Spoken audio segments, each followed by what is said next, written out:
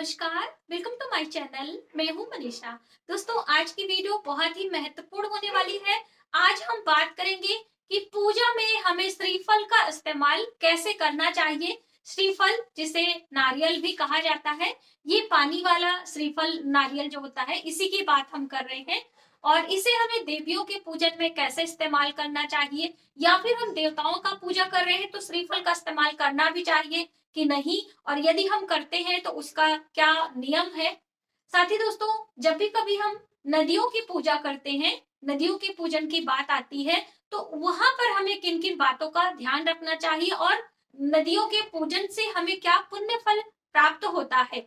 साथ ही यदि हम नदियों में जो वास करने वाले जीव होते हैं उनकी सेवा करते हैं, उससे क्या हमें पुण्य फल प्राप्त होता है, हमारी कौन सी मनोकामनाएं पूर्ण होती हैं।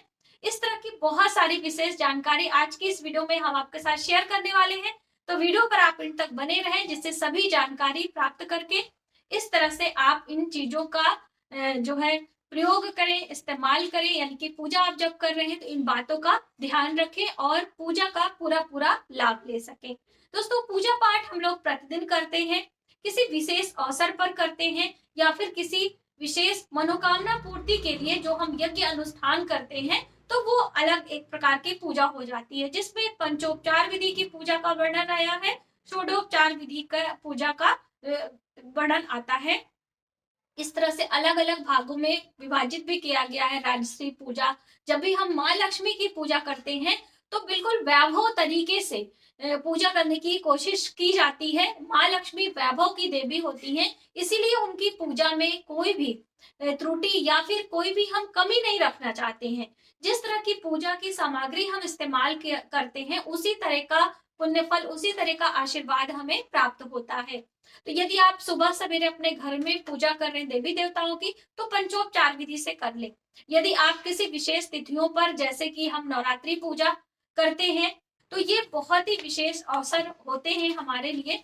तो आप जब भी पूजा करें तो कुछ खास बातों का ध्यान रखें।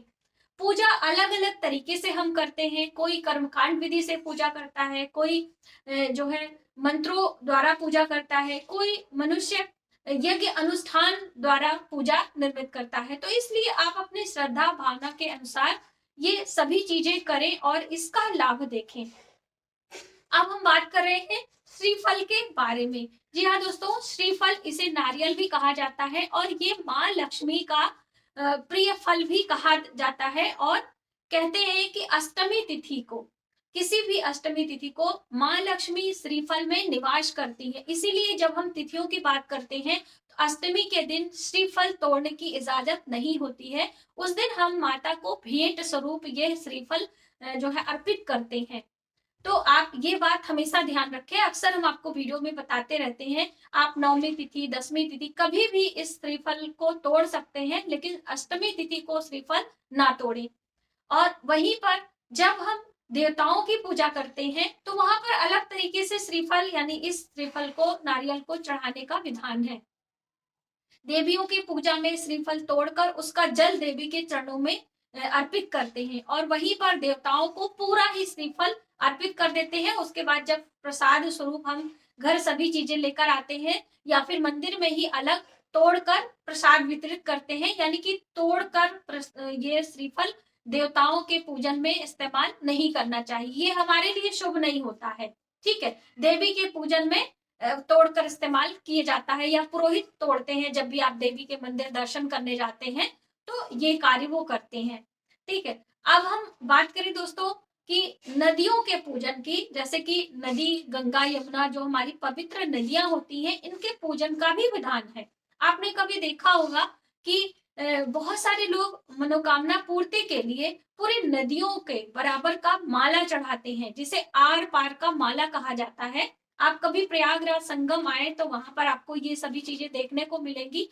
ये एक विशेष प्रकार की मान्यता होती है, जिसमें जब मनोकामना पूर्ति हो जाती है तो एक छोर से दूसरे छोर तक माला माता गंगा को पहनाया जाता है। किसी भी नदियों के लिए आप जब भी कोई मान्यता पूर्ण करते हैं तो ये होता है। और हम नदियों के पूजन में कच्चा दूध, पुष्प, अक्षत और जल द्वारा माता को पूजन करते हैं 5 प्रकार से। और उन्हें प्रणाम करते हैं। नदियों के पूजन करने से, नदियों के पास में दीप दान करने से हमारे पुण्यों में बढ़ोतरी होती है, हमारे पुण्य बहुत ज्यादा जल्दी फलीभूत होते हैं, ऐसी मान्यता है। इसलिए आप जब भी कभी नदियों में स्नान करने को जाएं, उसके बाद वहां पर पूजन जरूर करें। पूजन में कच्चा दूध आप देखे होंगे कि वहां पर मिलता भी रहता है, तो आप कच्चा दूध अर्पित करें, पुष्प अर्पित करें, एक दीप दान जरूर करें। इस तरह से नदियों के पूजन करने का विधान बताया गया है। और दोस्तों, दान की हम बात करें तो तुला दान सबसे महत्वपूर्ण दान माना जाता है। वैसे तो हम अन्न दान, वस्त्र दान, कन्यादान, ये अलग अलग प्रकार के दान होते हैं, लेकिन जैसे कि बहुत सारे लोगों का प्रश्न आता है कि कोई लंबी बीमारी है और उस बीमारी से हमें छुटकारा नहीं मिल रहा है, तो ऐसे में आपने देखा होगा कि तुला दान करने की महत्वता बताई गई है। तुला दान करने से हमें दीर्घ आयु की प्राप्ति होती है। तो आप, जब आपका छोटा बच्चा होता है तो उसका वजन कम होता है। तुला दान का अर्थ होता है कि एक तराजू पर जिसके बराबर का दान होता है उसे बिठाला जाता है, दूसरे तराजू पर उसी के बराबर अन्न, धन, वस्त्र, सोना, चांदी आदि दान करने की प्रथा है राजा महाराजाओं के समय में। इस समय आप इतना ज्यादा नहीं कर सकते हैं, तो सप्तधान, 7 प्रकार के जो अनाज होते हैं, सप्तधान के नाम से मार्केट में मिलता है, आप उसे ले आए और उसे अलग तराजू पर रखें। जैसे कि जब बच्चा पैदा होता है तो उसका वजन किया जाता है। बच्चा 2 किलोग्राम का होता है, 3 किलोग्राम का होता है, तो इस तरह से बच्चे के वजन के बराबर भी तुला दान करने की प्रथा हमारे अभी हिंदू संस्कारों में बताई जाती है। यानी कि जब उसका निकासन होता है, 11वें दिन नामकरण होता है, तब ये तुला दान करने की प्रथा आज भी है। ठीक है, तो इस तरह से यदि आप समय समय पर तुला दान करते हैं तो आपको अज्ञात रोग नहीं पकड़ते हैं, कोई भी आपको लंबी बीमारी नहीं घेरती है। आपका जब भी जन्म दिवस आए तो आप वजन के बराबर नहीं कर सकते हैं। जैसे कि किसी का वजन 50 किलो है, किसी का वजन 80 किलो है, तो इतना यदि आप नहीं कर सकते हैं तो वजन के 10वें हिस्से के बराबर, जैसे कि आपका वजन जो है 50 किलो है, तो आप 5 किलो अनाज यानी कि सप्त धान ले और उसे कहीं भी आप दान कर सकते हैं, किसी गरीब को दे सकते हैं, मंदिर में दे सकते हैं। ये दान भी बहुत ही महत्वपूर्ण माना जाता है। ऐसा यदि हम हर वर्ष नियम बना लें कि जन्म दिवस के दिन पे एक तुला दान करेंगे, इससे हमारे ऊपर कोई भी बड़ी बीमारी का खतरा नहीं रहता है और हमें कोई भी इस तरह की परेशानियों का सामना नहीं करना पड़ता है। तो बहुत सारी विशेष बातें होती हैं जो कि हमारे पुराणों में, हमारे शास्त्रों में ये सभी बातें बताई गई हैं, और यदि हम इन नियमों का पालन करते हैं तो हमें बहुत सारी सांसारिक जीवन में जो परेशानियां आती हैं उनसे छुटकारा मिलता है। ये आप ध्यान रखें। अगली महत्वपूर्ण बात आती है दोस्तों, जब भी हम अपने रसोई में भोजन बनाते हैं, जब आप रोटियां बनाते हैं तो रोटियों में सभी का हिस्सा होता है। जैसे यदि हम नियम की बात करें तो पहली रोटी गऊ के लिए बताई गई है और लास्ट वाली जो अंतिम रोटी होती है वह कुत्तों के लिए बताई गई है। तो यदि आप ऐसा कर सकते हैं तो बहुत अच्छी बात है, वरना आप अपने घर से एक मुट्ठी अनाज रोज इन पशु पक्षियों के नाम से अलग करते जाएं, और जब वो अनाज इकट्ठा हो जाए तब आप महीने के लास्ट में जब भी आपको अवसर मिले तो आप किसी महीने के एक तारीख को आप गऊ को गौशाला में जाके दान कर सकते हैं।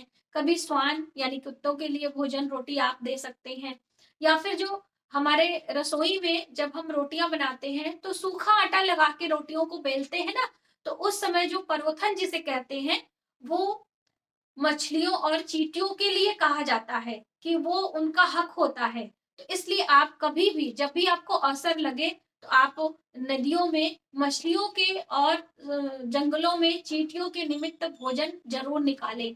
जैसे बहुत सारे लोग 100 ब्राह्मणों को, 1001 ब्राह्मणों को भोजन नहीं करा पाते हैं, तो ऐसे में मछलियों को, पक्षियों को, चींटियों को भोजन खिलाकर हम उतने ब्राह्मण भोजन पुण्य का फल प्राप्त करते हैं।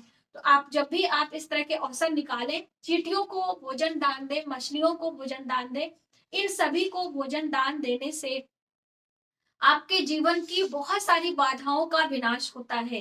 हमने आपको एक जो है संसारिक जीवन की परेशानियों से निजात पाने के लिए ये उपाय भी बताया है। इसमें बहुत ज्यादा आपका धन नहीं खर्च होता है, थोड़ा सा समय लगता है। आपको 1 कटोरी आटा लेना है और थोड़ा सा उसे ड्राई रोस्ट कर लेना है। उसके बाद उसमें चीनी का बूरा मिला ले या फिर आप गुड़ शक्कर जो भी है आप उसे मिला के और कहीं सुनसान स्थान पे जहां पर आपको चींटियां दिखाई देती हैं बड़े वृक्ष के नीचे, वहां पर यदि आप समय समय पर एक नियम बना ले, यदि आप डालते रहते हैं तो आपके जीवन से बहुत सारी बाधाओं का समाप्ति हो जाता है। तो ये सभी छोटी छोटी बातें होती हैं दोस्तों जो कि हमें ध्यान में देनी पड़ती हैं, और यदि हम देते हैं तो हमारे जीवन से बहुत सारी बाधाएं स्वतः ही समाप्त हो जाती हैं।